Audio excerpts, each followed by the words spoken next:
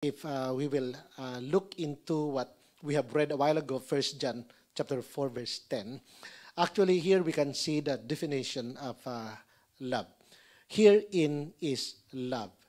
Not that we loved God, but that He loved us first. So, ang love number one is a decision.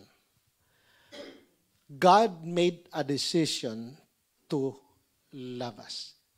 He loved us first. Hindi tayo lovable. Wala ditong mabait na isinilang na hanggang paglaki, mabait pa rin. Tayong lahat ay may kanya-kanyang kayabangan, may kanya-kanyang mga kalikuan, may kanya-kanya tayong story, may kanya-kanya tayong nakaraan.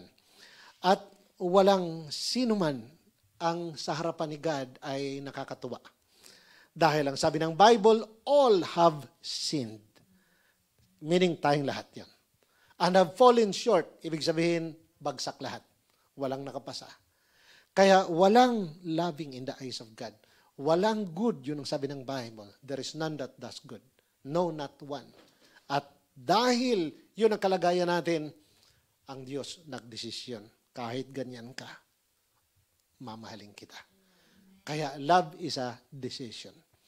Love is not a feeling, it is not an emotion, it's a decision. God made a decision. Number two, ang love ay action.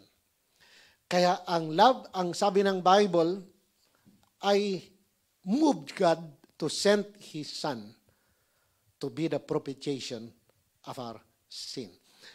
Ang Lord ay umakto. Ang kanyang anak, kanyang ipinadala. Kaya action ang love. May hakbang na gagawin. Kung puro lang words, ay hindi yan love. Ang love, mayroong action. At salamat sa Lord, umaksyon kayo. Narito kayo ngayon. Love natin si God. Palakpakan natin si Lord. Amen. Hallelujah.